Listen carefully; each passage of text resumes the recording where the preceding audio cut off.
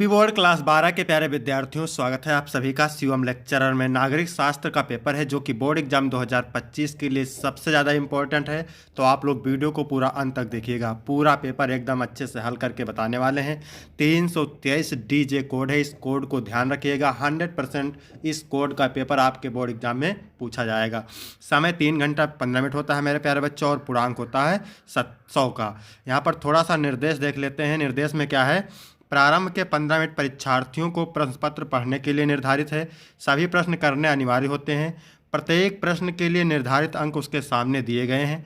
प्रश्न संख्या 1 से 10 तक बहुविकल्पीय प्रश्न है और प्रश्न संख्या 11 से 20 तक अति लघु उत्तरीय प्रश्न है, जिनका प्रत्येक उत्तर लगभग 10 शब्दों में देना है। ठीक है। और प्रश्न संख्या 21 से 26 तक लघु उत्तरीय प्रश्न फर्स्ट हैं, जिनका प्रत्येक उत्तर लगभग 50 शब्दों में देना है। और प्रश्न संख्या 27 से 30 तक लघु उत्तरीय प्रश्न सेकेंड है, जिनका प्रत्येक उत्तर लगभग 100 से 125 शब्दों में देना है। प्रश्न संख्या 31 से 32 दीर्घ उत्तरीय प्रश्न हैं, जिनका उत्तर 250 शब्दों में देना है। तो सभी लोग वीडियो को कर देंगे लाइक, चैनल पर नए होंगे चैनल को सब्सक्राइब कर देंगे, शेयर कर देंगे। चलिए वीडियो को शुरू करते हैं। सबसे पहले बहुविकल्पीय प्रश्न। ठीक है, सबसे पहले बहुविकल्पीय प्रश्न। इसमें पहला क्वेश्चन है, बांग्लादेश का गठन कब हुआ? 1970, 1971, 1975, 1991।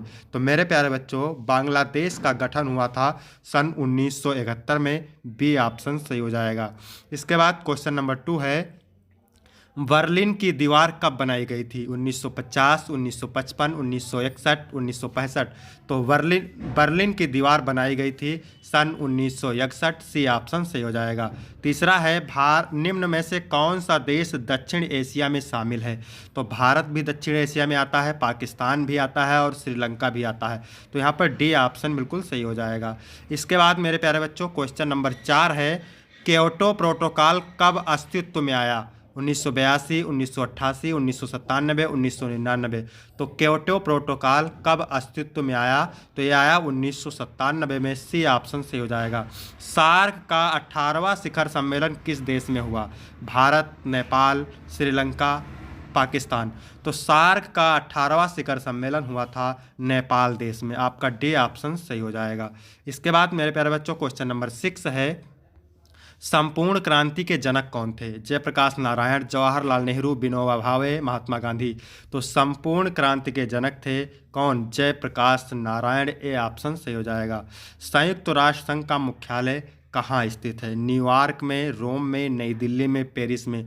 तो संयुक्त राष्ट्र संघ का मुख्यालय है न्यूयॉर्क शहर में, जो कि संयुक्त राज्य अमेरिका में है। ए ऑप्शन सही हो जाएगा। क्वेश्चन नंबर 8 है मेरे प्यारे बच्चों, मानव जाति को किससे खतरा है? परमाणु हथियारों से, आतंकवाद से, प्राकृतिक आपदाओं से। डी ऑप्शन से हो जाएगा। तीनों से खतरा है। ठीक है। फिर है 9 नंबर, यूनेस्को का संबंध किससे है? शिक्षा और संस्कृति से, स्वास्थ्य और शिक्षा से, व्यापार और वाणिज्य से, कृषि और तकनीक से। तो यूनेस्को का संबंध है शिक्षा और संस्कृति से। ए ऑप्शन बिल्कुल सही हो जाएगा।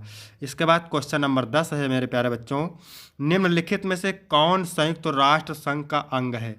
सुरक्षा परिषद भी है, सचिवालय है और महासभा है। तीनों हैं, तो इनमें से सभी हो जाएगा। डी ऑप्शन सही हो जाएगा। इसके बाद मेरे प्यारे बच्चों अति लघु उत्तरीय प्रश्न है। क्या है? अति लघु उत्तरीय प्रश्न, जिनका उत्तर आपको एक सेंटेंस यानी एक वाक्य में देना है और लगभग 10 शब्दों में देना है। ठीक है। 2-2 अंक के हैं।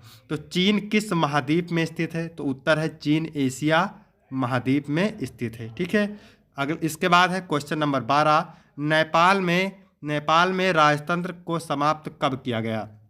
तो उत्तर देखिएगा, नेपाल में पिछले 240 वर्षों से चले आ रहे राजतंत्र को 28 मई 2008 को समाप्त किया गया और नेपाल में गणतंत्र की स्थापना हुई। ठीक है।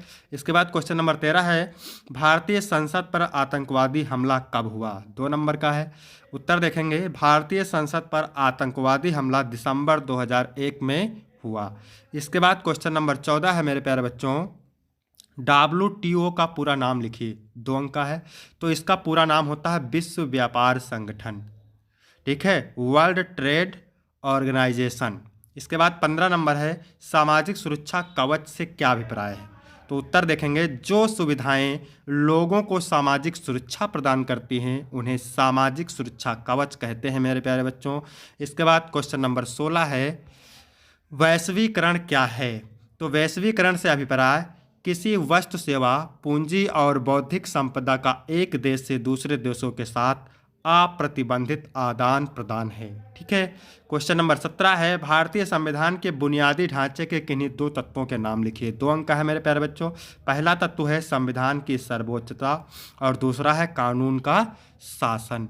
इसके बाद मेरे प्यारे बच्चों क्वेश्चन नंबर 18 है, विश्व के किन्हीं 4 देशों के नाम लिखिए जो अपनी लोकतांत्रिक व्यवस्था के लिए प्रसिद्ध हैं। तो विश्व के किन्हीं 4 देशों के नाम निम्नलिखित हैं। ठीक है, जो लोकतांत्रिक व्यवस्था के लिए प्रसिद्ध है। कौन कौन से हैं? भारत है, अमेरिका है और इंग्लैंड है और फ्रांस है। ठीक है। इसके बाद क्वेश्चन नंबर 19 है, किन्हीं 2 बहुउद्देशीय नदी परियोजनाओं के नाम लिखिए। तो किन्हीं 2 बहुउद्देशीय नदी परियोजनाओं के नाम निम्नलिखित हैं मेरे प्यारे बच्चों। पहला है भाखड़ा नागल परियोजना और दूसरा है हीराकुंड परियोजना। इसके बाद मेरे प्यारे बच्चों क्वेश्चन नंबर 20 है, शिमला समझौता किन 2 देशों के बीच हुआ? ठीक है, तो शिमला समझौता हुआ था भारत और पाकिस्तान के बीच। ठीक है। इसके बाद हम बात करेंगे लघु उत्तरीय प्रश्न फर्स्ट की, जिसका उत्तर आपको 50 शब्दों में देना है और हर एक उत्तर 5 अंक का है। तो चलिए देखते हैं 21 नंबर क्वेश्चन क्या है, शांति सेना क्या थी, इससे सफलता क्यों नहीं मिली?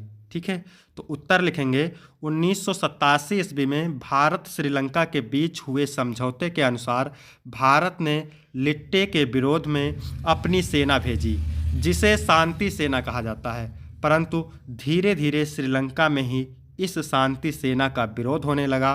परिणाम स्वरूप 1989 से शांति सेना वापस भारत आने लगी।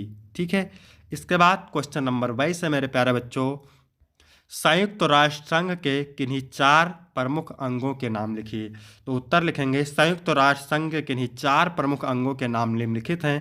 पहला है महासभा, दूसरा है सुरक्षा परिषद, तीसरा है आर्थिक और सामाजिक परिषद और चौथा है सचिवालय। इसके बाद मेरे प्यारे बच्चों क्वेश्चन नंबर 23 है, शॉक थेरेपी क्या है, संक्षेप में समझाइए। 5 अंक का है। तो शॉक थेरेपी का अर्थ है आघात या सदमा पहुंचकर रोगी का इलाज करना। आघात या सदमा पहुंचकर रोगी का इलाज करना। कम्युनिस्ट शासन के खात्मे के बाद रूस में कुछ ऐसा ही हुआ। जिस तरह की आर्थिक और राजनीतिक व्यवस्था वहां मौजूद थी, उसके स्थान पर एक नए तरह की व्यवस्था कायम करने की कोशिश की गई। अभी तक रूस की कृषि भूमि और उद्योग धंधों पर सरकार का नियंत्रण था, जिसे समाजवादी व्यवस्था कहा जाता है, परंतु अब इन्हें निजी नियंत्रण में लाया जा रहा था, जिसे पूंजीवादी व्यवस्था समझा जाता है। इसके बाद आगे लिखेंगे, इसी प्रकार अभी तक रूस में कम्युनिस्ट तानाशाही विद्यमान थी, पर अब वहाँ लोकतांत्रिक संस्थाएं कायम करनी थी। इस प्रकार एक तरह से रूसी समाज और इसकी अर्थव्यवस्था की कायापलट की जानी थी, जो भारी उथल पुथल का कारण बनी। इसलिए इसे शॉक थेरेपी कहा जाता है। इसके बाद अगला क्वेश्चन क्या है, द्विराष्ट्र के सिद्धांत से क्या अभिप्राय है? द्विराष्ट्र के सिद्धांत से क्या अभिप्राय है? तो इसका उत्तर लिखेंगे, भारत में द्विराष्ट्र का सिद्धांत भारत विभाजन से संबंध रखता है। जिन्होंने द्विराष्ट्र सिद्धांत का प्रतिपादन मुसलमान के लिए अलग राष्ट्र पाकिस्तान बनाने के लिए किया। मुस्लिम लीग के अनुसार भारत किसी एक कौम का नहीं, बल्कि हिंदू मुसलमान नाम की 2 कौमों का देश है। इसीलिए उसने द्विराष्ट्र सिद्धांत का समर्थन किया। द्विराष्ट्र सिद्धांत का ही परिणाम हुआ कि भारत 15 अगस्त 1947 को 2 भागों भारत और पाकिस्तान में बढ़ गया। बड़ी संख्या में लोग एक देश से दूसरे देश को विस्थापित हुए तथा लाखों की संख्या में लोग मारे गए। ठीक है। इसके बाद मेरे प्यारे बच्चों क्वेश्चन नंबर 25 है, कारगिल संघर्ष के कारणों का उल्लेख कीजिए। कारगिल संघर्ष के कारणों का उल्लेख कीजिए। तो उत्तर लिखेंगे, कारगिल संघर्ष के कारणों का उल्लेख निम्नलिखित है। पहला है, कारगिल संघर्ष का प्रमुख कारण पाकिस्तान सेना द्वारा नियंत्रित सीमा के निकट भारतीय क्षेत्र के कुछ भागों पर कब्जा करना था। फिर दूसरा है, कारगिल संघर्ष का एक प्रमुख कारण पाकिस्तान की भारत के प्रति शत्रुतापूर्ण नीति है। इसके बाद क्वेश्चन नंबर 26 है, हरित क्रांति क्या थी? तो उत्तर लिखेंगे, हरित क्रांति से अभिप्राय कृषि उत्पादन में होने वाली उस भारी वृद्धि से है जो कृषि की नई नीति अपनाने के कारण हुई। जे जी हारर के अनुसार हरित क्रांति शब्द 1968 में होने वाले उन आश्चर्यजनक परिवर्तनों के लिए प्रयोग में लाया जाता है जो भारत के खाद्यान्न उत्पादन में हुआ था तथा अब भी जारी है।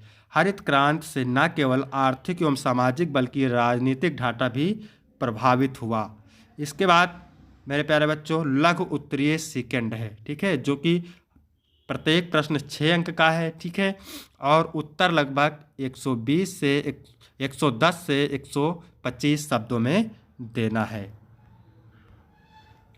125 शब्दों में देना है। 27 नंबर क्वेश्चन क्या कह रहा है, संयुक्त राष्ट्र सुरक्षा परिषद की संरचना का वर्णन कीजिए। स्थायी तथा अस्थायी सदस्यों को दिए जाने वाले विशेष अधिकारों में अंतर स्पष्ट कीजिए। 6 अंक का है। 28 नंबर है शॉक थेरेपी के 4 परिणाम लिखिए। ये भी 6 अंक का है। तो जितने भी प्रश्न हम बता रहे हैं सभी को आपको तैयार करना है। 29 नंबर है भारत और चीन के बीच संबंधों में तनाव के कारणों का मूल्यांकन कीजिए। 6 अंक का है।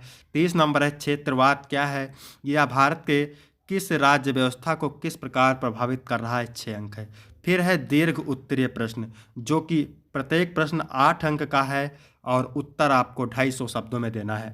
31 नंबर है सार्क की स्थापना कब हुई थी, इसके उद्देश्यों का वर्णन कीजिए। 8 नंबर का है अथवा वैश्विक पर्यावरण को बिना हानि पहुंचा आर्थिक विकास करने की विभिन्न देशों के सामने एक चुनौती है, इस कथन को उदाहरण सहित समझाइए। इसके बाद में 32 नंबर क्वेश्चन है बांग्लादेश युद्ध 1971 की विवेचना कीजिए अथवा जम्मू कश्मीर की समस्या का वर्णन कीजिए। 8 अंक। तो यहाँ तक वीडियो कंप्लीट होता है मेरे प्यारे बच्चों। वीडियो कैसा लगा, वीडियो अच्छा लगा हो तो वीडियो को लाइक करें, चैनल को सब्सक्राइब करें, शेयर करें। धन्यवाद।